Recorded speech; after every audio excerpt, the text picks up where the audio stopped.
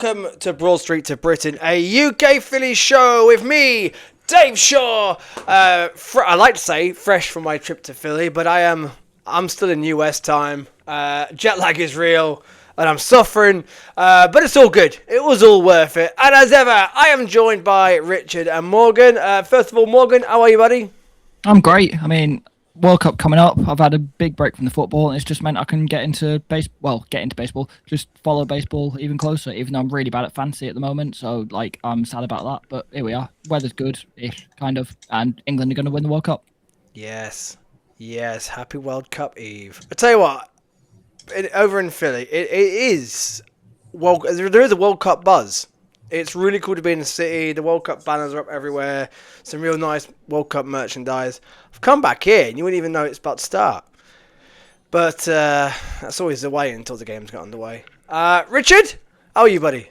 Yeah, not too bad, Dave. Just, old. I just turned 30 this weekend, so tough times, man. You know how old that makes me feel? Unreal. If that's what you're calling old, unreal. Back from Philly. What a trip, as ever, as always. Baking hot. It wasn't as hot as when we were out there last year. I think it was near hundreds. Because we weren't there, Dave. No, that's right. That extra hot factor. But it was baking compared to over here. And this show we're gonna talk about visiting Philly, some hints, tips. For those who've never visited Philly before, it's just a massive plug, basically, on why to go and watch the Phillies. Citizens Bank Park, Philly itself, a bit of a tourism guide, really, and our favourite things about Philly, the Phillies. And again, some hints, tips, reminisce, talk a bit about the Phillies and the hot form they're on at the moment. They're on a great run, turned it around completely, and the Phils is getting, well, what did I say? As long as we're over 500 come the trade deadline in the mix, I'll be happy. Well, I'm happy. And I still don't think we've hit our full stride yet either. In fact, we haven't. There's still more to come from a lot of players. The Phillies, as of recording, Johan Duran blew his first save last night. Cannot believe it. What a weird game. I went to bed about 11 last night. Couldn't sleep. Body's still in American time. So it was eventually about 2:30. Watched the final 2 innings. Stock came through. Thought it was in the bag. Another a one-run lead. Johan Duran, didn't even get an out. But overall, Rich, Morgan, what a turnaround in general. We were on the verge of going 6 games clear of 500. Instead, we are still 4. But this turnaround, Rich, it's been actually quite incredible when you look at it. Yeah. I mean, you pretty much nailed it. To be fair, I think I've never been quite as down as probably a lot of people, and I always expected them to get better. I don't think they could have got much worse. No, but I think the speed of the turnaround has been impressive. But you do have to caveat we have played lesser teams recently, like getting 2 series against the Padres and stuff. They're all teams above 500. Yeah, but I mean that's the American League kind of sucks. So and the Padres are bad. Around, yeah. The Padres hitting was atrocious. Yeah. I mean even Aaron managed to have a good game against the Padres. So. Well, good by his standards. Well, yeah, exactly. Yeah. It was a long game. It's been a good thing. Obviously, there's still games where the bats go quiet. Last night being one of them, but overall, I think it's been positive, and certainly getting production out of people like Garcia and stuff lower down the lineup has been key. And obviously Brandon Marsh, get him to the All-Star game. Unreal, absolutely unreal. I voted Brandon Marsh. I've got my "I love my country" Philly flag in the background. There it is. 5 votes a day. Boom. Brandon Marsh. In fact, all the Phillies players are going with my votes. Morgan, what's impressed you the most so far, or who has impressed you the most so far in this turnaround? I think it is Brandon Marsh, because for so much of his time here, it's been, he can't hit lefties, he can't hit lefties. I think he's hitting 296 against lefties. It's something like that. His record against left-handed pitching, for once, he's actually looking really good. And I know there's always that conversation of kind of, do you give him a chance against lefties? Oh wait, the numbers don't back it up. But Mattingly's given him a chance because no right-handed hitter had deserved it. Sosa had been given a chance, wasn't really doing it. When we brought up Reyes or Kemp, neither of them were doing it. So it's like, well, Marshall's hitting righties. Let's just see what he does against lefties. He's been given a full run, and he's fully shown it. And we brought him over in 2022. He was part of a platoon even then when we got to the World Series with him and Matt Veiling sharing time in centre field. So, Matty V, we love him. But he's been here for a while, and he's only now given this proper chance to play every day, and it's really working, and I'm really, really happy for him. The fact that he is now considered an actual everyday player. An everyday player, but also you can vote for him in the All-Star vote, and it's not insane. Like, if fans of other teams, Philly fans were going to back him all the way. I've had him in every single ballot I've done, 5 votes a day. But if a fan of, I don't know, the White Sox, for example, vote for Brandon Marsh, you're not going to be able to scoff at it and say why. There will be some people. Mate, I tell you what, there were a lot of White Sox fans, far more than Padres fans at the ballpark over the weekend. But, like, it's not insane. He leads the National League in batting average, or at least did a couple of days ago. He's up there and having a great season. Yes, a lot of National League outfielders are. Soto, James Woods, Corbin Carroll all come to mind. But Brandon Marsh has fully stepped up and is in that conversation with the best outfielders in the National League at this point. I tell you what, Don Mattingly has come in and turned things around, but he's also playing a very consistent lineup now, which is one difference to Topper for sure. Topper was very reactive, loved the platoons, whereas it's a lot settled. The players know their sort of positions, they know that where they're on the lineup. He's getting Sosa in probably the 2 games a week, which we should be seeing him in. Marsh is now every day. Garcia and Crawford are pretty settled. Even though he's brought Barroa up, it's still just the 1 game a week plus pinch hits. So there's a nice consistency in this team now, which I think is helping all of them for sure. The pitching has been incredible from Sanchez. Wheeler last night in the game against the Padres, he was okay, but it's still doing more than enough. Luzardo, okay again. Nola, well, we somehow won that game. Painter's a worry. I don't know what. I think you have to let Painter ride it out. At the end of the day, he is our 5-6 starter. Although he just could not get out those early innings against the Padres, against the White Sox, who just beat him up. And they're a good slugging team as it is. They're a good hitting side. And they punish Andrew Painter. He's getting found out. He's going to unfortunately have to learn the hard way, because I think it's certainly making his next start. His next start's quite key. I think if he really struggles again, they've got to look at sending him down.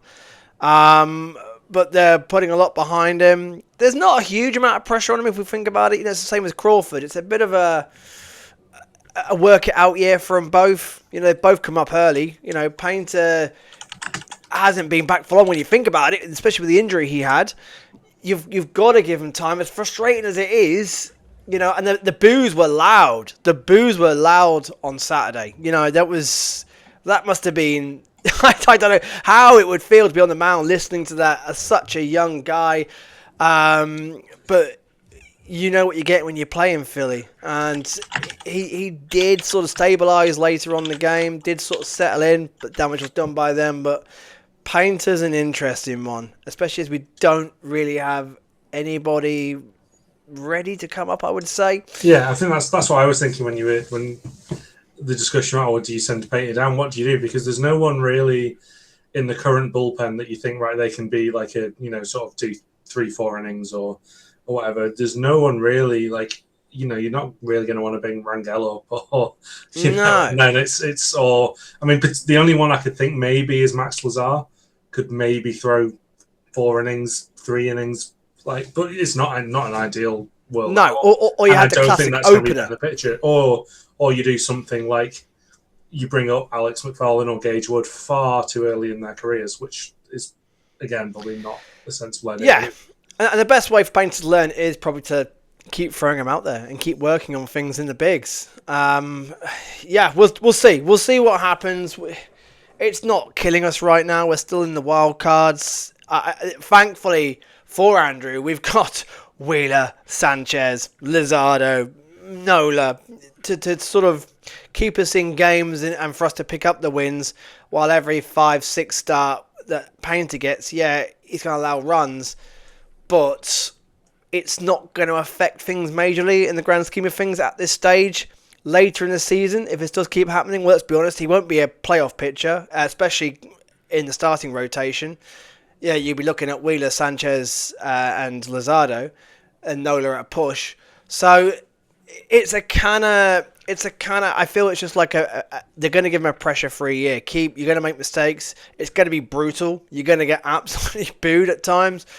But that's where you build your character. That's where you work it out, and hopefully he can get out this slump. I did feel for him a little bit, because it was loud. The boos were loud, and you could see, he wouldn't lift his head up. It must be affecting him. He's such a young lad, and he was just constantly looking at the ground. He did look a little bit dejected. But that's, it's tough. Playing sport in Philly is tough. You got to learn. You got to learn the hard way. It can make or break you. So let's see what way Painter goes in its next start. But yeah, overall the Phillies fantastic. What a trip! Just witnessing history and Sanchez. That was magic. I seriously got goosebumps at that ovation. It was unreal. He didn't give up a run until you went over. Yeah, no, he didn't. But to flip it round, right? This is the conclusion I came to make myself feel better. It was better that he lost it in Philly and got that incredible ovation than setting the new record in Toronto, where would the crowd have cared? Would they have made a bigger deal out of it? I don't know. And if he had lost it in Toronto, it would have been even worse because the crowd would have just not known what was going on. I think the frustration for me with it is that that shouldn't have been a run, and Brandon Marsh should have got the guy out at home plate. I mean, it's hard to criticise Marsh too much with how well he's been playing, but that was. I think as well there was added pressure. Everybody knew what was on the line. And as soon as that ball was hitting the outfield, like the crowd, the fans were like, "Oh no!" Like this throw's got to be nailed on. Yeah, and it wasn't. It was a horrible throw. Yeah, he Kirkeringed it. Yeah, he did. Yeah, it was nowhere near the plate. Nowhere near that. As soon as you saw Marsh throw that, you knew it was over. That was, you saw JT running for it. But the guy that's got balls of steel, every time in that run there was runners in scoring position. Every time there was 2 on. And even 1 out, he's calm. He gets himself out. You back Chris Sanchez, and you won't see that again. No. You just won't see that again. It just simply and he's rolling, and you just felt like he can keep going and going and going. Yeah, it's like coming up to the World Cup, and you got Jordan Pickford in goal, and you just know you can rely on him. Yeah, yeah. I don't know. I if it's England Pickford, yeah. If it's Everton Pickford, I'm not sure. I'm not. See, right, this is going to go on a big tangent. But I feel people who say that don't watch Everton games because he is just as good, if not better, for Everton than he is for England. It's just a fact. Is it coming home, Richard? We'll see. Is it coming home, Morgan? Oh yeah. I got asked that question so many times out there. Like, is it coming home? And I was like, I'm blasting 3 lines the other day. Are you sure they weren't saying when are you fucking? When are you flying home? Yeah, when are you going home? Yeah. It was fun. It was the World Cup buzz is real out there, man. Like people are excited for it. Like the general buzz is people are excited for it. Some don't really know what's coming. A lot of them are scrambling for tickets. So the Ivory Coast game, those tickets are plummeting. I know a few people that managed to grab some tickets. Even the Brazil and France games, those prices are coming down as well. So a lot of people are now getting involved. Talking about the fan park, or Stateside Live are going to be showing the games as well, free. Which is, I'll get into Stateside Live. Those upgrades are immense. But the buzz is real. I got real excited for it. I was there collecting tat, spending so much money going into Rally House and Mitchell and Ness just buying. Rally House. I tell you what, the new one on is it Chestnut Street? Yeah, yes. That's huge. absolutely huge, stacked up. It was. I wish I was out there for the World Cup now. I really, really do. It's going to be a lot of fun, and the Americans are buying into it. I tell you what, fair play. They are buying into it. There seems to be general excitement. They want to learn about it. They are getting to learn about it. And at least Philly, you can get to the games like without paying $100 for an hour-long bus journey. Yeah, jump on Scepter, it's easy rather than America. What you're doing. And the ballpark's downtown. Well, just south, but it's very accessible compared to Boston, which is not even in Boston. New York, which is not even New York. Atlanta's pretty close. Atlanta, the Atlanta Stadium, as they're calling it, is pretty much downtown. That's easy to get to, but no, I'm kind of gutted. I was like, I should have stayed out here. Because even just to watch the games and be in the States and all kickoffs at a good time compared to the 2 a.m.s and 3 and 4 a.m.s we're going to get here. Kind of gutted. But the trip, as you guys know from last year, if you haven't done it yet, you need to get out there and do it. Philly is an incredible place. Citizens Bank Park is just an incredible place. We are going to be doing a trip next year, season pending. But from all indications that I got, by June next year, this should be long settled and dusted, and we should be well into a season. Any talk of a potential strike is one, extreme scaremongering from both sides. Two, if something does happen, it will likely be spring training affected, and that will be it. When it comes down to the nitty gritty, there's no baseball being played. It's things will be settled quite quickly. Flying out there, I flew through Dublin this time. I think you've done it before, Richard, right? Yes, I have. Yeah, it's how easy did you find it? Yeah, very, very easy. Like, I mean, to be fair, the first time I flew to Philly was like direct to Philly, and immigration was fine. Took no time at all. The second time took well over an hour. So, you don't guarantee it's going to take forever, but going through Dublin, you're already sorted. Like, you do pre-clearance and you're just off the plane and through. So, you can go direct and avoid it, but you just don't know. Whereas Dublin, you do know that, you arrive and you are set to go. No, and the beauty, I found the beauty of it. One, Dublin was easy. I timed it. It was exactly 20 minutes. And considering, there's a lot of flights going to stateside from Dublin to all destinations. It was quite fun because you had people going to Nashville dressed in there was a stag do heading with cowboy hats on, and they were going to Nashville. You have flights going to Charlotte, then to New York, obviously, and Philly, and all over America. So, and it was busy, but it was really, really quick. 20 minutes in, the flight. So I flew from Southampton, dead cheap. Managed to do it for, in the end, about £69 return. That's with hand luggage only. And the flight from Dublin to Philly, there's always sales going on. I think it was a big shout to Gary Potts, who alerted me that there's return flights from Dublin to Philly for about £300. Yeah, he was right. And I'm hand luggage only, carry on only, so personal backpack and a cabin. It's Look, I'll turn my light on in a minute. It's getting dark quickly. It works out a lot cheaper than flying direct from London Heathrow. Heathrow, looking at, you can do it for 480 as low as, but the times are horrible. You can average about 520, 530, 540. Dublin, Southampton, Dublin to Philly and back, and so and so. It was overall about 400, I think 380, 400 max. Absolute bargain. Just to clear customs alone, because you can get into Philly and you're straight through. You got your bags already. I timed it. I was in South Philly from when I got off the airport in half an hour. Half an hour from leaving the plane, sailing straight through. Uber, Lyft for once was really quick outside. I was going to step trade. You thought, nah, I'm going to go to the game, so I want to get to South Philly. And I was literally in the ballpark within an hour and 20 from leaving the plane, dropping bags off. It's just so much easier. Now, flying back, I don't do well on long haul flights. I don't know about you two. I can't sleep. It doesn't really bother me.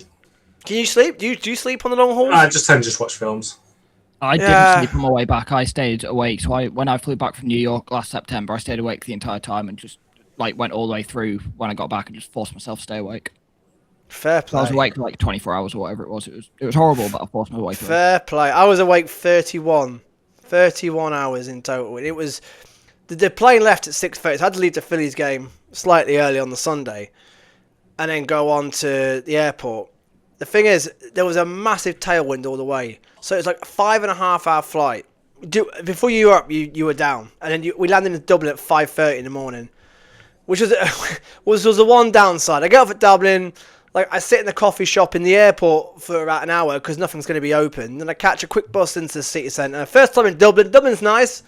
I found a Starbucks, crashed there for 2 hours waiting for things to open. Found a luggage storage place to store my bags. It was like €5 for 5 hours, I think, maximum. That was cool. Found the Dublin portal, so I was watching Philly. Having just been there. That was fun.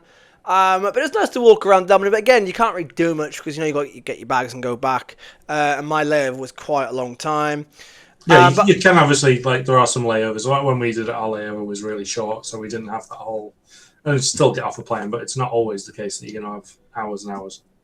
Yeah, mine was an exception. Like, unfortunately, the first flight back to Southampton was 3:10, so I had a long layover. It did go quite quickly, but there are other ways of doing it. But it is the cheapest option if you're on a budget. Doing it via Dublin, one is cheaper. Two, it's longer, but it's a travel day anyway. Like you're still going to get stateside for the afternoon, early evening anyway. It works out. It works out basically pretty much the same. Flying back, it depends on your travel arrangements, but I highly recommend it. And Dublin Airport's all right. It's an airport. Yeah, and if you really struggle to find flights to Philly, like obviously it does take longer, and you have to be, but you can fly to New York, you can fly to Baltimore. They're often cheaper, and they have great transport links to Philly. Obviously it's going to take you longer because you have that hour journey from JFK or from BWI just into Philly. Well, you have Newark. You have Newark as well, Newark, yeah. which in New Jersey, which again is about an hour. Again, but like you said, transportation links are brilliant. Richard's going to film me while I turn my light on. I don't know how. Apparently, I'm just going to fill just talking about anything. Dave's obviously takes Uber and Lyft, but for us poor people, the Scepter does run from the airport, so you don't have to be a posh boy like Dave and get in an Uber. I tell you what. Another tip. Annoyingly, every time I've been on Scepter though, we always because there's two. I think it's 12 minutes and 42 minutes past the hour, and it always seems that I manage to come out at the airport at 1:15 or 1:45, and I've just missed one and have to wait about 25 minutes. But it's cheap and it's reliable. And it is. It'll take you right into downtown. But I found Lyft was cheaper than Uber by a long way at times as well. Lyft's quite good in America. That's what I used because I went from Boston to Philly when I was on my big trip. I went from Boston to Philly, landed, and I didn't know where Scepter was. Didn't know where to get it from, so I just went outside, got a Lyft. You practically trip over it as you come out the airport. It is hard to miss. Yeah, well, I couldn't find it. I went and got a Lyft. My Lyft driver was a big Baltimore Ravens fan, so I was just talking to him about like the Eagles and Ravens and stuff. It's a great conversation, great guy. But yeah, I did Lyft as well. It's really easy. Yeah, Lyft is great. I used Lyft the whole weekend. I found it was far cheaper the whole time and quicker for a driver to get to you as well. One more thing on the travel. If you're flying with American Airlines and you're tall like me and need legroom, always book the back 2 seats of the plane, because you'll notice on the aisles it goes free, and the last 2 seats are 2. Now you get a separate seat to yourself away from the other seat. You also are you're also in away from the window slightly, so you have a nice gap to the side of you to stretch your legs out and arms out, and also because there's no one behind you, you can recline your seat all the way back as well. It's a top hack, I'm telling you. Also, if you're flying into Philly, sit on the right hand side of the plane because you get the view of downtown and all the stadiums as well. Left hand side you get Atlantic City and New Jersey and Chester, which is not as good view. If you sit on the right of the plane, so you want to go for right back, you got your own window seat, you got your own seat not attached, and you haven't got that awkwardness with the armrest with the middle aisle. Like, is it yours? Is it theirs? And it's always the middle seat. Middle seat gets the armrests. Both of them? Are you one of those? Yes. Middle seat gets the armrests. Yeah, because if you're on the aisle, It's you just get a one fact. to your left anyway, and if you're on the window seat, you get the window. So Yeah. if you're in the middle, you get the two middle ones. Huh. That's an interesting debate. It's not a debate; it's a fact. Yeah, it's fact. Huh. Anyway, if you're on the back row, you don't have to We'll worry put that about to a that poll or because the two seats are different and they're separated. And plus, you've got a toilet right there as well.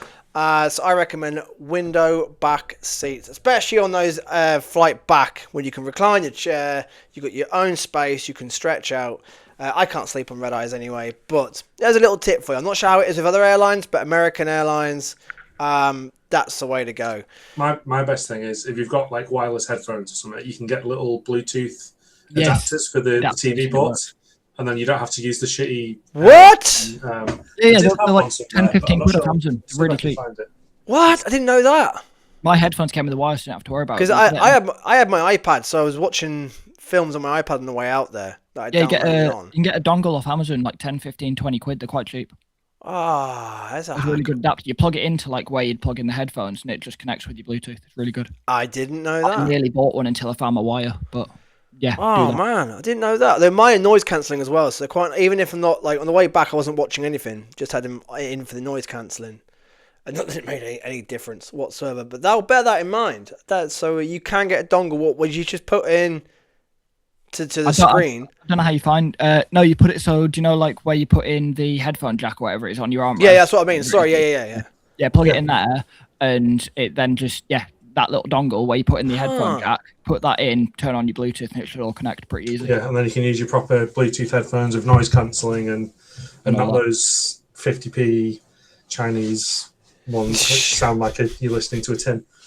And break your ears.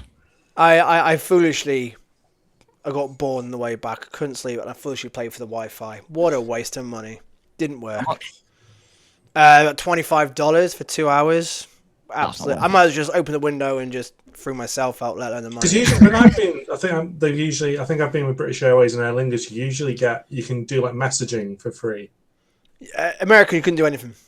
Couldn't do anything. What a waste of money. Land of the free. When I did American Airlines, like American Airlines and Delta domestic, 2 hours free Wi-Fi. Like I was flying around the US, there's 2 hours Wi-Fi easy. Like I'd fly from like Boston to Philly, had Wi-Fi the entire time. I remember there was one flight I did. I was watching the College World Series on a like American Airlines flight because it was all connected. They had ESPN, like all of it was well good domestically, but clearly international, it's not as good. No, it was rubbish. Unless it was just a plane. It's just bad luck. But it was, that was a waste of time. Wi-Fi is still no good at all. I don't know why they can't fix that. You know, at most airlines you can get Wi-Fi. American Airlines, that's the one downside to them. But that's the travel side. Fly through Dublin. Look out for sales, like plenty of time in advance, and jump on it because it is far. And you can fly to Dublin from anywhere in the UK really cheap. I think Southampton is one of the most expensive travel routes to Dublin. Yeah, if you're in the northwest, like Manchester and Liverpool, is Manchester 20 quid. I think I did it for 20 quid. What? Up? You're literally up and down as well, aren't you? Yeah. It takes 10 minutes. Bristol, you can do it cheap. I think even from London, you can do it cheap to Dublin as well. Scotland will be the same as well, I think. Yeah, Scotland will be cheap. Absolutely do it. It's just so much. I can't recommend enough the stress-free hassle when you land in Philly that you can just stroll straight through. It's lovely. Quick stop at the toilet and away you go. The city itself was all, like I said, all decked out in World Cup. I didn't do that much traveling around this time. It was because I had five baseball games, which looking back, I probably should have had a day off somewhere. I love being there, but I was getting a bit fatigued of the baseball. You know, and Sunday I nearly gave it a miss. And I was like, oh, I'll go. And I did see it. I got to see Marsh Homer again and Nola be Nola. I had the authentic Nola experience. But the city looked gorgeous. City Hall, Love Park. Philly is so walkable. It's like I stayed in South Philly. It's about 25-minute walk into downtown. Like if I walk directly straight from where I was staying, I end up at Reading Terminal Market. That's the beauty of the block system in a way. It's hard to get lost because if you find yourself going astray, you just go in 2 blocks, then back up or backwards on yourself, or go left and right. Yeah, that's all you got to do. Left, right, up, down. The American block system is very, very easy to follow. I would say as well, just like stay in the centre. You might see slightly cheaper places, a bit further out, but just don't Just don't. If you are fully on a budget, there is a hostel on 3rd Street, I think it is, that I stayed in. Yes, there is. I've stayed there before as well. On my first time in 2012, I stayed there.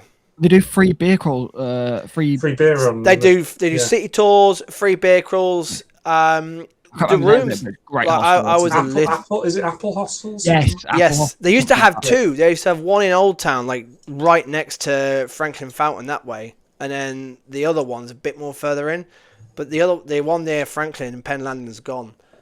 But there is one hostel. Don't stay at the one near the zoo. It's way too far out, to be honest. But yeah, Apple Hostel, 3rd Street, would recommend. Yeah. Now, I was a little bit bougie, and last time I stayed there and got a private room to myself, which was still actually pretty cheap. But it's always a good atmosphere in a hostel. I enjoy the hostel, but where I'm getting old now, I like the private room to myself. And not listening to telling other people snore. Old Town's beautiful. I tried Campos for the first time. Great hoagie. I only had 2 cheesesteaks the whole time. It's just, one of them was the burnt end ones, wasn't it? You got the burnt end. Yeah, now then, it wasn't as good as when I had it last year. It was good, but it wasn't like, oh, this is incredible. And I found that with the food in general at the ballpark. I don't know if the ballpark foods, maybe it's the eye-watering money that you have to sort of get over before you have the food, but I don't know. I had the Sanchez sliders. They weren't amazing. In fact, they were very dry. In fact, the food in general was a little bit dry. So it's expensive. If you're going to the ballpark and eating, I'd recommend going and getting a hoagie first and then bringing it in. You can bring in water and drink. If the bottle of water is unopened, you can take water straight in, and you can take hoagie straight in, and pretty much allowing anything in, to be honest with you, any sort of food. I'd recommend eating before and after. Even at Stateside Live, it ended up being cheaper. The ballpark food, I wasn't that blown away as I used to be about it, and I found it quite dry. Maybe it's because it's so hot as well. I don't know. Just looking as well, and just at the hostel quickly, it's about $50 a night for a shared room, and then if you're traveling with a friend, you can get a private room with a bunk bed for $100 a night. That's not bad. You can't really argue with the location, and you'd be can't. better off staying there than staying like Brewery Town, where if you stay in the wrong part of Brewery Town, it's not particularly safe, or certainly if you end up towards Kensington, it's probably something you don't. Oh God, yeah, no. Well, I stayed in Fishtown a couple of times, and it's a little bit far out the city centre. You need to get a couple of SEPTA stops around there. Yeah, and I've seen things I don't want to see again. Just be able to walk to places. Yeah, is so like, especially being European, like where we're used to doing it. It's like, yeah, I You're always also really close to some of like the museums and stuff that you'd want to go to if it's your first time. You're not far from like Museum of American Revolution and like Carpenter's Hall, the Liberty Museum. You're not even far from like Independence Hall as well. You've got the Bell. Exactly, not far from the Bell, even from where you're staying. So if you are new and you want to keep it on a budget and you're happy sharing a room for a couple of nights, you can go do the Liberty Bell. You're not far from South Street, to be fair. If you gyms and get there, then you can walk up to like Chestnut or City Hall, get on Scepter and get out of the stadium. That's what I did. Let's just get a big 10-bed dorm for all of us. Like, well, that won't cause chaos. Tell you what, it's a good shout. Or even an Airbnb. If there's enough of you, get an Airbnb. But you can find some cracking Airbnb deals in the city as well. But yeah, just stay in the centre. It's worth. Yeah, stay in the centre. It's worth the extra money. Liberties and Fishtown is all right, but again, you'll get Scepters out there. It's just the inconvenience of it when you just want to walk around. South Philly, a lot to see and do. Especially when Scepter is not being... I don't want to get into it too much, but with Scepter being defunded and stuff, like some of the late night ones aren't as often, and so you can then be like, oh, I'm waiting ages for a Scepter just to get back to my hostel or whatever. Yeah, and then... But you don't want to mess around with that. The further out you go on Scepter, the more to stuff you don't want to see again. Like, yeah, especially around Fishtown, the more north you go. South Philly's great. You know, I loved staying in South Philly. Again, you got some cute little... sort of like Singing Fountain Square, Passyunk Square, It's cute and it's really nice. You got some smashing dive bars and taverns around there as well, which I went to. Garage. The Italian market down there as well. There is, yeah. I was the just Italian off that with market, some cracking Mexican places to eat around there follow as well. Jimmy, By the way, Jimmy King. Yeah. If you don't follow Jimmy on Twitter, go do it. He does a lot of cool. His YouTube's amazing. But yeah, shout out Jimmy King. He's done a lot of stuff talking about South Philly and like some of the Italian marketplaces, some of the Mexican food. And you also get the pretzels down there. There's somewhere he talked about that does really, really good tomato pie. That's like they're only open like quite restricted times, but their tomato pie is meant to be the best in Philly. So go check out Jimmy King's YouTube channel because he talks a lot about it. And you got Angelo's down there as well. Angelo's down there. The best cheesesteak in Philly. Yeah, I need to go back for that. I didn't. So I didn't go back to Angelo's. I just didn't have time. I didn't really plan this one too well, to be honest. Time was really sparse. Bock Bar is a cracking bar where you get the brilliant views of the skyline as well. It's a massive bar. It's like an old school building that they've redone, but you get a lift all the way to the top floor, and before you know it, you're on this incredible view of the skyline. And if you go to the other side, you can see sort of more South Philly and Citizens Bank Park and all the stadiums. But yeah, I did Garage, Triangle, and some other dive bars. Is that the Garage at Rittenhouse? Is that the one? No, Garage down at next to Pat's and Gino's. Oh, okay. That one. And big shout for Insomnia Cookies that stays open till 4 a.m. That was clutch at the end of the night. Big shout to Foley's Philly Sports Shop on South Street. Checked it out. John Foley has done amazing there. He's got some amazing merchandise and things, but not just for Phillies, but all Philly sports, supporting local artists down there. It was great to see John. Yeah, it's down the bottom of South Street, so more towards the Schuylkill, the bottom end. But it's a nice area around there. It's a really nice part of South Street. Really nice part of South Street. And then a couple of blocks towards the Schuylkill, you've got the massive Phillies mural as well on the wall, which looks stunning. And then you've got the South Street Bridge over the Schuylkill, which gives you one of the best views of the Philly skyline going. Check that out because it's one of my favourite places to go. Again, I just didn't have enough time to explore all the way around, and I had to go to a Quizzo. They call a pub quiz a Quizzo. Right, go. Weird name. Sounds quite Australian to me. That's what I thought. Let's go Quizzo. But Apologies we went. to the Australians. That was really good. Yeah, sorry, we know there's a few that were first. We went to a Quizzo on the Friday night, and it was good. Yeah, down the other end of South Street. Completely down near Penn's Landing, and that was interesting. Didn't do too well. Bit niche to me. Their questions. It was mainly American based. Didn't. I think Penn's Landing's where I got heat stroke when I was last in Philly. It was like 40 degrees, like it was like 100 Fahrenheit. I was like, yeah, I'm gonna go sit by Penn's Landing. Thought I had enough water. I didn't. Got back to my hostel and felt really rough. That's a good point, right? And on a serious note, wear sun cream and carry around water because it gets hot and it gets very humid. I was lucky. The humidity wasn't too bad. Like it wasn't. Last year like when we went last year, that was horrible. Like that Sunday game when we sat out, I thought I thought I died at one point. I don't know, didn't know where I was. Carry water around. Now, Citizens Bank Park itself has loads of water refill places, which comes in really handy. They should have that over here as well. Yeah, and again, you can take bottles of water in. Yeah, and sun cream. Wear sunscreen. I can't recommend it enough because the humidity does get. Saturday before the massive storm we had in the morning, in the afternoon. Sorry, the humidity rose and it was horrible, uncomfortable, horrible. It was 39, 40 degrees. Humidity was rising, and as soon as that game finished on Saturday, the ushers went everybody out, like no time for pictures, everybody out as a massive storm coming. We had no idea what was going on because we can't really see, but then as soon as we got to the ballpark and looked down towards city centre, the storm came out of nowhere. Like the wind picked up, it was absolutely blowing, and within half an hour of the game finishing, it was just a massive deluge. So they weren't wrong, but it was like an evacuation at the end of the game. I've never been anything like it. I was obviously like, oh, what's going on here? But everyone, they're used to it out there. It was all calm. That was cool. Tailgating was fun. Did a bit of tailgating. Saw the 301 guys down there. Big follow on Instagram. Big shout to them. Tailgating's fun. even if you're on your own down there or you've never done tailgating before, just walk around the lots.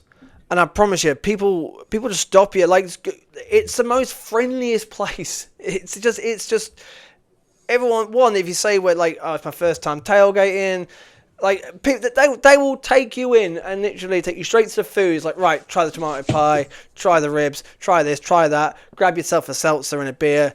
They are the most accommodating people in general I've ever come across in Philly. Like, Yeah, I remember being at the Eagles tailgate, and someone had this big barbecue cooking, like this huge ribeye. So I was just filming. I was going past, and he saw me filming. He's like, "Oh, come over and try some."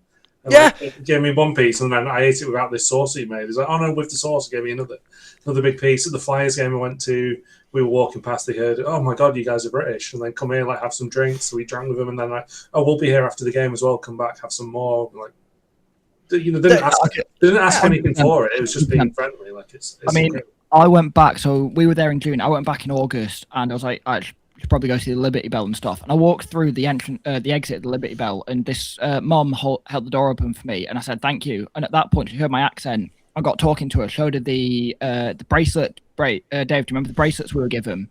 Yeah, Who made those? The bracelet I was wearing, and started talking to her about like, yeah, I was in Philly ages ago. Back in June, was given this bracelet by my friend, and I started talking about like my plans. Was like, I need to go get a cheesesteak. Went gyms, then went to the game, and this mom was just really friendly to me just because she heard my accent. It's like if you just get talking to anyone in Philly, they're absolutely you heard it here great first. people. Watch out, mums. Morgan's on his way. Nicole made those bracelets, and I saw her again on the trip. It's so nice to bump into so many people and get talking. And on the Sunday I was on my own on the Sunday.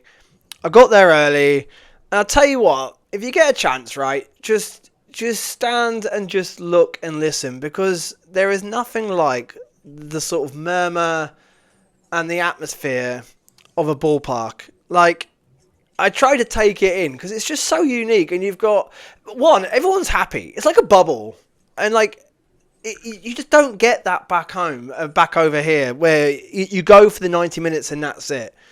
Whereas it's the same with the NFL to an extent and everything else with the tailgate and stuff. It's like a day out in the States.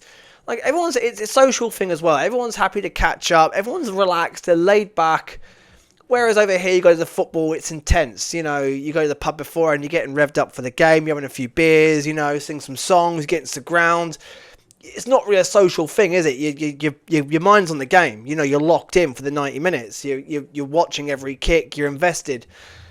And then, so I thought, everybody who goes to baseball watches it in such a different way. Some people are locked into every pitch. Some people use it as a social thing and a catch up while the game's going on, especially when there's not much happening. But you've got like the beer guys going beer, beer, beer, and people selling programs and scorecards. They're shouting, and just everywhere you look, you got different sounds, the smells. But everyone's smiling, everyone's happy. Even the people working behind Tony Luke's and Pete's Crab Fries, and every vendor was smiling, were happy. You look around, people are laughing, catching up. The kids are playing in the yards. It's such a buzz. And I was talking to one of the people who work there, see the people in and out the stands and stuff. I'm like, you do this every day. Like, what's it like? Does it ever get like boring? Does it ever like? He goes, no, every day is different. You see things different every day. And he said it's just one of the best places to work. It's such a happy place to work because everybody, even despite if they lose, everyone just goes home. But during the game, everyone's in a great mood. There's so much going on between innings. Like, I can't recommend enough. Even if baseball's not quite your thing and you're there for the Eagles or the Flyers or Six or whatever, just check out a baseball game because it is a lot of fun. And I stood up on the 300 level, which I love to do. Great view of downtown and the field. You can see the ball perfectly as it flies. And I was two guys I stood next to for a while, recognized the T-shirt. One of them said he followed me, and we got talking. And these two guys obviously have played baseball all their lives. Like the way they're talking was like really like how we talk football. Like these guys that play it, they know it. And it's just so interesting talking to about the real insight of baseball and pitch sequences and and how they played it as kids, and then we got to talk about all sorts. But I can't remember their names. I want to give them a shout out, but I can't remember their names. One of them's just getting married. One of them's got, I think, family in the UK as well. I'm so sorry, I've forgotten the name. But they were awesome to talk to, and just listen how they talk about baseball, like how we talk about football. The in-depth of it all, you know, they were locked in. You know, they were locked in, but they were also talking about college ball and you know, the positionings of players and at bats and sequences. And I'm like, oh, this just taking it in is just so cool. You know, it's the first time I've listened to people talk about it in that sort of way. Not just like, oh, Marshy, a great hit, Marshy, well hustled and all that. It was proper in depth. So that was really cool. And talking about the ballpark and tickets, I can't recommend, the Phils probably hate me for this, but StubHub and SeatGeek, like, leave it late and do it. You can find some cracking deals. I left it late, so I literally left it until I was about to fly out there. And I got some absolute steals. And if you get a chance to go to a day game in the week, do it. They're practically giving tickets away, and it's so relaxed. It's not it's half the attendance. There was 38,000 there. There was nowhere near 38,000, and it's so much more relaxed. There's no queues for anything. It's a relaxed day. I got the Hall of Fame tickets, dirt cheap. The view was great. I was a little bit more to the first base side, but I get the whole Hall of Fame section, which has its own loads of stalls itself, really nice bars, loads of exhibits to go look at as well. You bump in some stars, like I bumped in Stephen Fletcher randomly, which was cool. You get loads of your own stalls and merchandise stalls as well. Loads of All-Star Game stuff on sale. But it's air conditioning, which is clutch when you're sweating out there, and it's just it's great. I got the best thing was Saturday, and I got tickets for the second row, 115, right next to the dugout, so you can see in. Now the game sucked. Painter had a nightmare, but I've never been that close to a game before, and that close to the field, and it was awesome. It was worth every single. It's about $80. The tickets usually go for about $130. So save myself a lot of money. As soon as I come up on StubHub, I'm like, bang, I'm having that. Just to look into the dugout and just watch the players and just watch them so close is a really cool experience. Like, you can practically hear what they're saying. You can see the interactions between both sets of players when they're on first base. You can see sort of what the first base coach is saying to the players.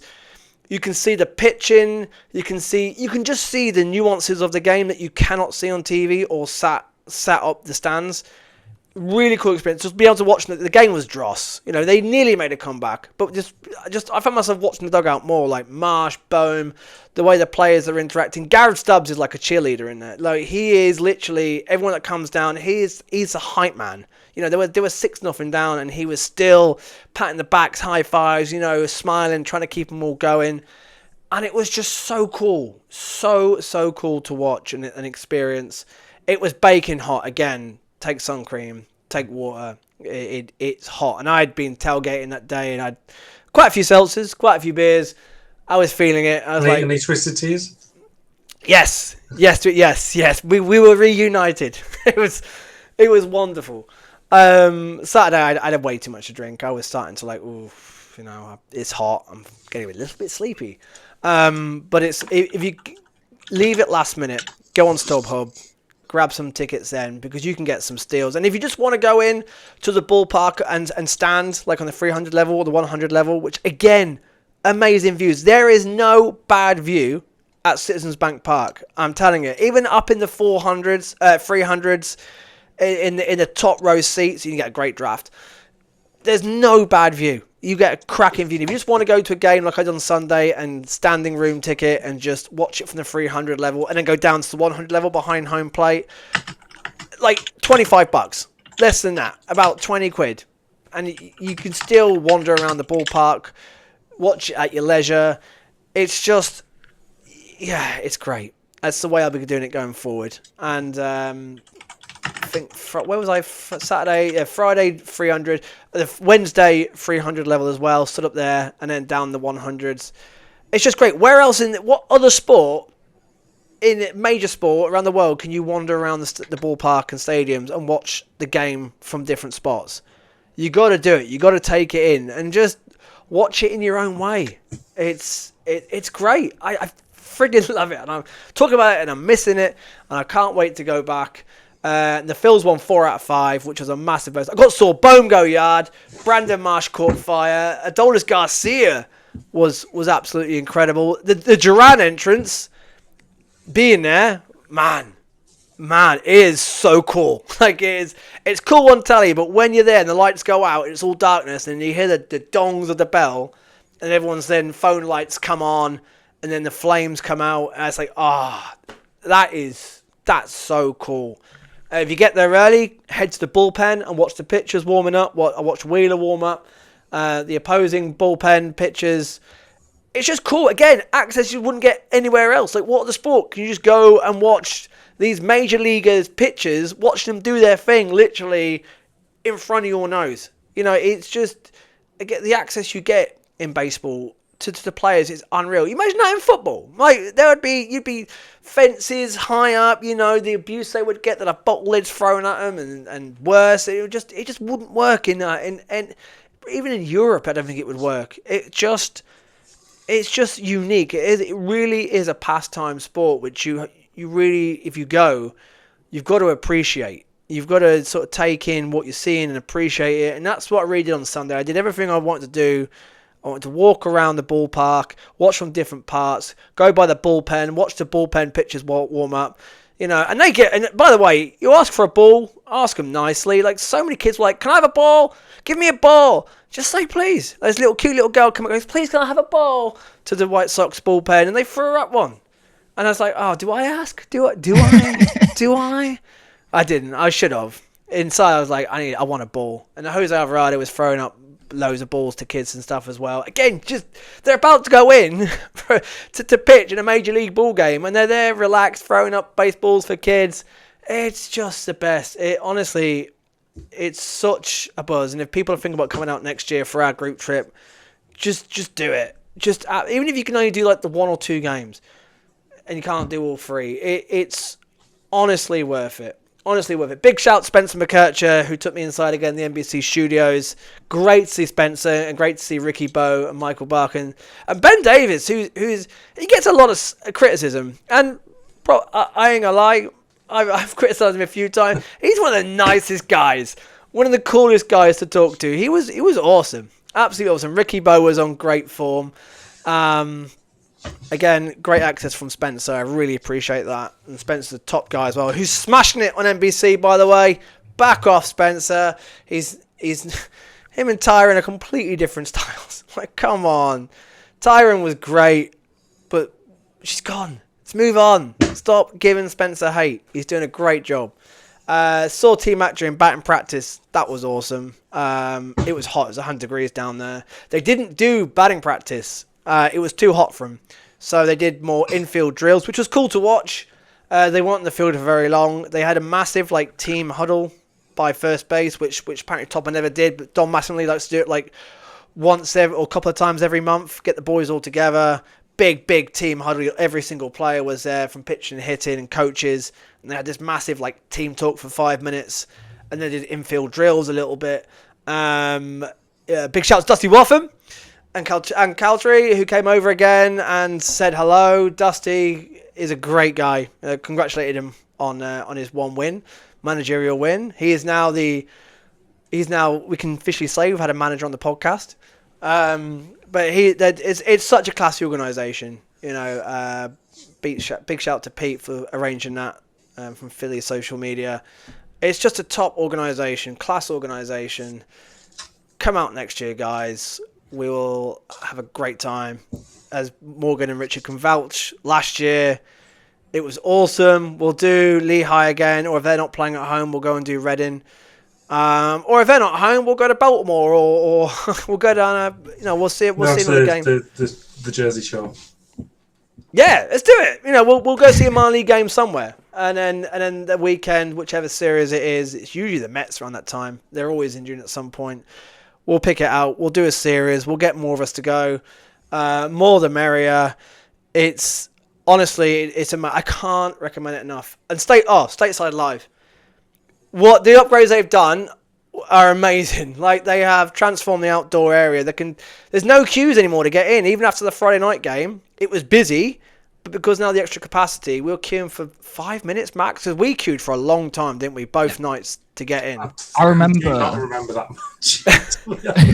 I remember that Sunday game. I think it was to get queued in, and we were just stood outside starting random chants, and all the Americans around us were absolutely loving it, and we were just starting these random chants about too Phillies drunk at that playing. point It as was well. a lot of fun. I don't remember that. remember I believe that it happened, but I just don't. A very vague memory of standing there and people just starting chants. It was a lot of fun. I can't remember. I paced myself this trip. I didn't drink too much at all. In fact, it was only mainly Saturday night and Saturday day tailgating, and into the night and stateside live after. And it's unique. I didn't do that much. It was only the night and the day, and then And the day, yeah. And in fact, Saturday was a blowout. No, it's Friday. Friday was it Saturday? No, it's Saturday. Friday night into Saturday night into Sunday. Okay. Yeah, I remember. Like, I think I was up at 6:30 in the morning. AM. Like, and like he's just sent a message like, "Last man standing," and then the You were. I remember waking up and you had literally just left. It's honestly, it's a trip. It's like, if you come along, I'll sort the weekend out, sort the game tickets out, I'll sort all the Philly stuff out. People are welcome to go explore City as they want. They can join us for drinks and meals and stuff, or they can do their own thing. It's very, very laid back. There's so many different ways to explore the city. The main thing on my side is to organise the games, organise a trip for us to a minor league, organise a tailgate for us on one of the days, and get some cool access for us, and just make sure we all have a bloody great time, like last year, which was awesome. Last year is still my favourite trip of all time. 2002 playoffs was 2002.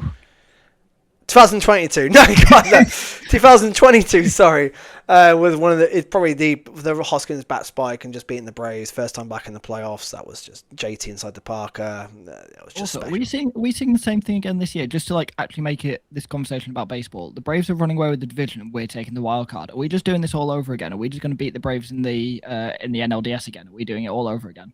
We'll get the Dodgers in the wild card. We'll beat the Dodgers.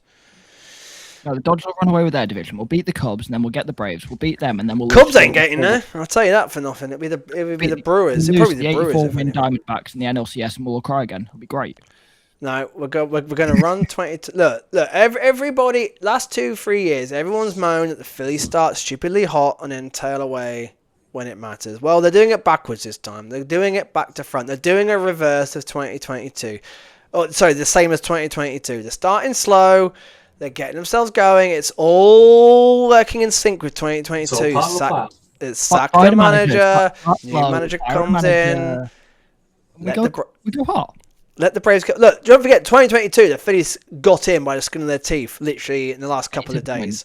Then they scraped through that Cardinals series with one incredible inning, where Gene Segura jumping over first base, I'll never forget. And then it got hot. Look. There's more to come from Harper. There has to be more to come from Turner. There has to be. Even Schwarber's cooled off a little bit. There's been more to come from him.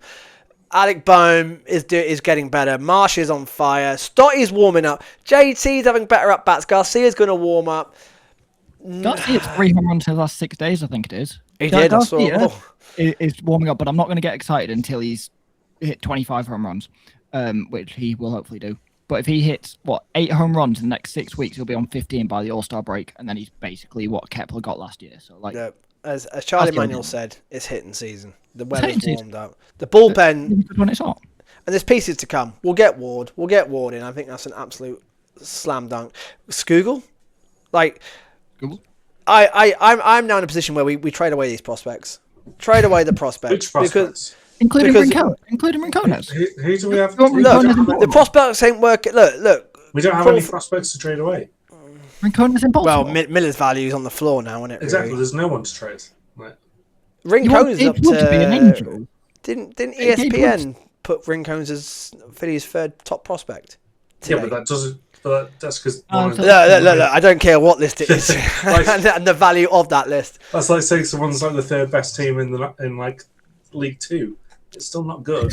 Well, I know Phillies would have to throw the whole farm at the Tigers to Like get we love Winkens, And I do we think need he's a great. I really believe he can be a good player, but he's not that top level prospect for as a trade chip. No. And do we need Scoogle? Like, let's be honest, playoffs. Sanchez, Wheeler, Luzardo, Nola with the experience has done it. Nola versus the Padres will be fine. And then anyone else, no. bullpen, you'll have hopefully Painter coming out who should get you through an inning or two. Gage Wood could even be coming out the bullpen at that point. That's not inconceivable at this point. You're going to have... who am I missing from pitchers? Kirkering, Alvarado. Yeah, Kirkering's been fantastic. You got Duran as your closer. Could have McFarlane up by that point. I think starting pitching we should... No, I think Ward will be here and I think... Because he's at the Orioles right now, I think. He's at the Orioles, but the Orioles are still competing because the American League is that bad. Everyone in the American League except but I don't know. I think if we, Trout competing. So. No, Trout, but Trout's always a gamble. If you're going to put the money that they get in, if you're gonna put the money that they want for Trout, he's got to come through. And the gamble is, would he come through? I think if we get Trout, there's something fishy going on. I'm going to ignore that and pretend I didn't hear that. Sorry, I'll scale them back. Who's Pasta? You said 1-0 Rice, so... England to beat We've Costa got to Rica. the hour mark, haven't we? Have I covered everything? Are we there? Yeah, Also, really random one. If you really like Middle Eastern food, go to Cilantro on South Street. My friend took me there. Cilantro on South Street is really, really good. Baklava, shawarma, it's absolutely amazing. Shawarma? The Israeli place. It's called Cilantro. I'm thinking of Zahav. They call themselves Mediterranean, but like baklava and Kyle shawarma wraps, like gorgeous food, amazing hospitality. Would recommend if you like Mediterranean Lebanese food. Yeah, another thing to add to my incredibly busy map of Philadelphia places. I'll send you the thing. I've got it. You got it, Cilantro. It's so good. My friend took me there when I had heat stroke. I was meant to meet my friend. It was like, yeah, we'll go here. He spoke to me in Arabic the entire time. It was amazing. If you go to Citizens Bank Park and then keep going towards the water, there is a cracking Asian market down there where the food is apparently outstanding. These two guys I was talking to on Sunday, again, names I've forgotten, so sorry.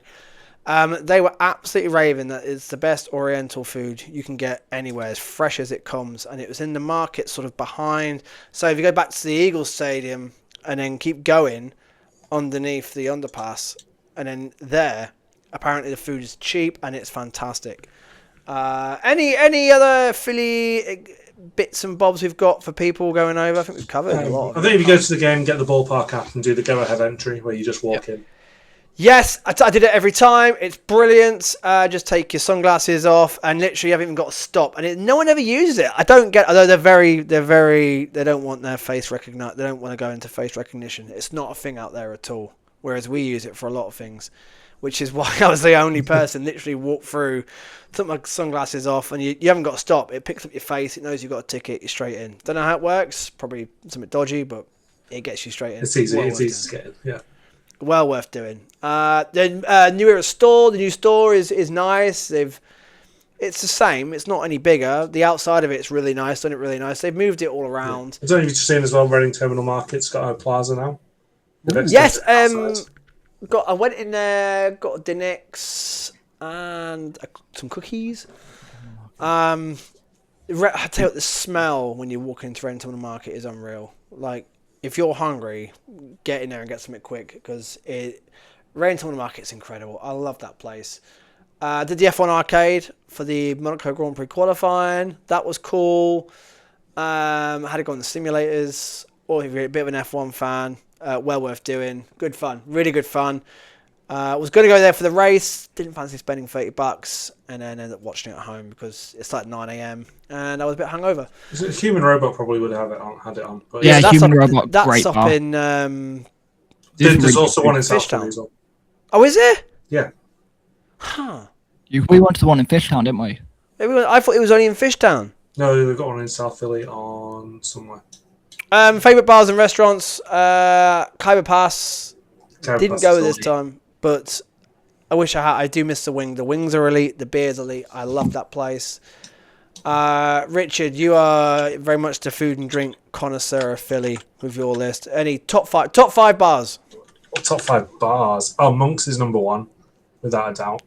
Great shout. Also, go follow. Sorry to interrupt. DeJour Philly on Instagram.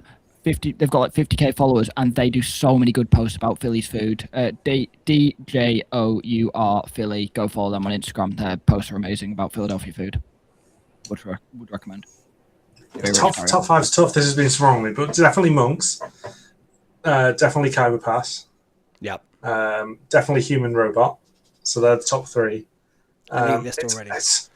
It's hard not to say McGillen's. You got to McGillen's is a must for anybody. McGillen's is a must for anyone. Like the best, but it also is like you have to go there. So that's there, and then it's got to be O'Neill's for me. Also down in South Philly. It's the Everton bar, but it's also really cool. Like just quite a chill place. But there's so many you can't really go around. I mean, you've got like Tattooed Mum, which is really good. You got Fladium. You got loads of stuff up in Fishtown. Northern Libs and Fishtown itself. Tons and tons of bars, breweries. Victory Brewery. Good shout. Victory's great. Yards also is good. Yards. Yep. There's another one I had. I can't remember what I had. I was too drunk. I went to Garage and had that Wrexham lager they brought over there. It's terrible. There's the German one up in Fishtown as well. Is it Frankfurt? Frankfurt Hall. Something Hall. Frankfurt Hall, I think it is. Because I watched an Eagles game there one time. Yeah. It was in 2022. They've also got Thingy Joe's there, which is a great little diner that does really nice cheesesteaks and shakes. It's on and shakes. The Human Robot is the south one is just on South 12th Street. I could have done with that information before I went out there. Well, there's always next time. There is. Also, it's a bit of a rogue one, but Open House Philly. They've got a shop on South Street. It's like a cool gift shop. Do stickers and like everything Philadelphia. It's a really cool shop. I remember walking in there. Really, really cool. Do like cool Eagle stuff. I think I know where you are. Open House Philly. Really cool shop on South Street. Fountain Porter as well is also good and does a really good cheap. South and 13. Sorry. Also, by the singing down South Philly. Why have I forgotten the name? I said it earlier on as well. It's a very nice bars. Stargazy down there if you want a British fix. They do roast dinners. They do fry-ups, full English breakfasts. Stargazy is just off South Street, not far from Snyder Scepter Stop. Or is it Oregon? I can't remember. It's one of those two. I'm blanking. I'm trying to think where I was at the weekend. Singing Fountain is what I'm trying to think of. I do have more on my list to try that I've not had a chance to yet. But they were my top 5. Philadelphia Magic Garden is well worth checking out as well. The thing is with Philly, everywhere you walk, you find something cool. Like the murals alone, like there's some it's a mural capital of the world, but you will walk around Philly and just you'll go in, you'll turn one corner, especially in South Philly, and you'll walk on these cobble streets of like these old school Philadelphia buildings from I'd say hundreds of years ago, but they're not that old. 250 years ago, max. But it's old knowing America. they're really nice. I'm trying to look on my maps. Gino's, Pat's, if you want just don't. But there is far better. And get your fix. There's Jim's, there's Shay's, there's Angelo's, Woodrow's, Ishkabibble. Like, there's so many like good ones. Yeah, don't bother with Pat's and Gino's. And get Cooper Sharp, don't get Wiz. Oh yeah, get Cooper Sharp or Provolone even. Don't get Wiz. What's wrong with Wiz? Is all right. Oh come on, Dave, you better not do this. You better. The Scepter's easy to use, very easy to use. It's just tap on with your phone, isn't it? It is now tap on, tap off. Yes, they have come up with it. They've caught up to the modern times. Very easy, very cheap as well. I think that's pretty much it. Go to Philly. Go to Philly. It's such an underrated city. It really is an underrated city. Like, when I first went to America in 2012, I traveled around. Like, I said to people I was going to Philadelphia. Everyone slated it. Like, oh, Philly, it's a hole. The people are rude. I found anything but. Every time I've been there, anything but. Look, if you respect the city, the people respect you back. If you go there and be a dick, then obviously you're going to get you're going to get the deserved treatment you're going to get. You go there and show respect and show that you want to learn about the city and actually dive into the city and try and respect the culture and be a Philadelphian. People respect you. You know, it's, I said, the friendliest people out there. People will go out their way for you. Again, amazing to see so many people who stop me. It's really weird coming back because I'm just Dave again. Like when I'm out there, it's a UK guy. Oh, it's the UK. It's UK Phils. Which is always so cool. I absolutely love it. My voice was struggling on Sunday, speaking to so many people. It's an absolute pleasure to talk to everybody that stops me. If it's just to say hello, or just for a picture, or talk ball, or talk World Cup. It's honestly, it's very humbling, and it's awesome. It's absolutely awesome. It's all part of the amazing experience I have. I'm blanking. Yeah, any tidbits from any of you two about Philly before we wrap this up? The Rocky. I know, like Rocky's always like a Philly thing. The Rocky Steps and Rocky statue is a bit out of the way. It's like when you think about downtown Philly. That's like, a nice walk, though. It's walkable, but it's a bit out of the way when you look on maps. So like you might have to think about that. It's 25. So from Love Park, I think it was a mile and a half. It looked close because from Love Park you can see it. It's the art museum is just there. Just walk it. It's really walk it. It's a nice walk. In the heat and stuff, just like it looks further than it is. Do you know what one thing that kind of not bugs me? It looks closer than it is. Sorry. But I want to know why. You know all the flag. They've got every single flag of the world going down to art museum.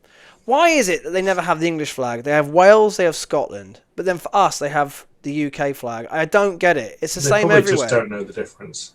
They don't. Because when we had the Quizzo, they got the World Cup flags up. I thought, great. Where's the English flag? They've got Scotland. They've got ours as the UK flag. And I said to them, why haven't you got the English flag up? Well, it's there. No, the England flag is white with a red cross. Huh? No, isn't that Denmark? No, it's the English flag. Why are you doing this? Why do they do it? I don't know. It's not. I can't say it's something I noticed because it's not something I particularly care about, to be honest. I just spot it randomly, like the Welsh flag. That's cool. The Scottish flag. No Northern Ireland, no England. And then, sure enough, and I had to go back on myself to make sure I hadn't missed it. Like, yeah, Egypt, Ethiopia. No England. No England. Unless someone had taken it down in rage or, I don't know. Yeah. Anyway, that's not criticism. It's just an observation. Our flag is white with a red cross. They'll find that out in the World Cup. Hopefully there'll be loads of them. That's a wrap. Next week we will get into some World Cup baseball crossovers. As the World Cup will be in full swing. England would have had their first game. They would have won it. We'd be hyped. It's coming home. The Phillies are going to stay hot. The Phils are wrapping up the series with the Blue Jays as we talk. Then they finally got a day off. And then this weekend they're going to Cincinnati. Great American Small Park. No, they're going to Milwaukee. Yeah, Forget they're going to Milwaukee. Oh, no, another House of Horrors. Against the Brewers. That's going to be a great series. Now, that's where we're going to really find out where this Phil's team is at the moment. Now, we said before the Dodgers series and that Padres series in the road, where are the Phils? Well, they came through that pretty well. If they can win this series against Toronto, fantastic. If we can win that series in Milwaukee.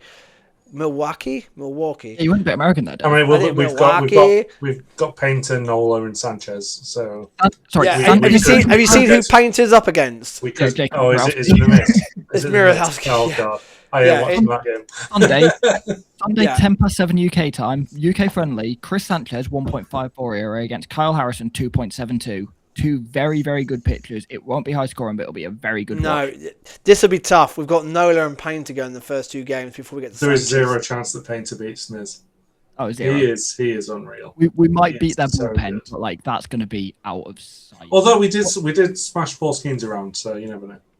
Yeah, we're going to have a plan against really, really good pitching, but against bad ones we don't. I don't know. And then we've got the Marlins. So 4 games against the Marlins, but no, 3 games against the Marlins. Is that in Philly or is that in Florida? That's in Philly. That's in Oh, Philly. that's They go fine. back home, so they're going back Miami to scares Philly. me. If we can beat the Brewers, I tell you what, and England win their first World Cup game, I'm going to be absolutely insufferable.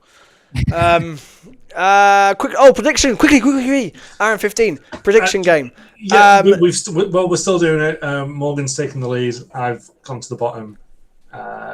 We can do a bigger update, I guess, next time. Yeah, So I've been bottom all year, and now, like the Phillies, I've timed it. I've timed it to perfection. We're coming Well, you're up. sandwiched. You're still 2 games back on Morgan. And then if the Tigers win today, that means I've won that round. And But the think I'm Tigers joint can't top. hit a ball, so you might not be. I've only got one prediction correct for the last 8 games, I think. Something like that. Oof. And by the way, just so for clarity, we've picked. So Morgan and Richard have gone Mariners, Pirates, D-backs this weekend. I've gone Pirates, Nationals, D-backs. The slugging Nationals, baby. They're on fire. They're on fire. Guys, that's a wrap. That's a good hour. What are we done? An hour 15. Hour 15. Flown by, just talking about the Phillies and Philadelphia. If you've liked what you've heard, thank you very much for listening. Subscribe. It's always appreciated. And if you're interested in the UK Phillies trip from Britain to Broad Street next season, reach out, follow at Phillies Sports International, where a lot of the plans will be on, and hopefully we can get a good group of us out next year. That is a wrap. That's our Phillies special. From me, Dave Shaw, it is Ring the Bell from Richard. Ring the bell. And from Morgan. Go vote for Brandon Marshall in the All-Star voting. Ring the bell. Yes. Every week this guy ruins it.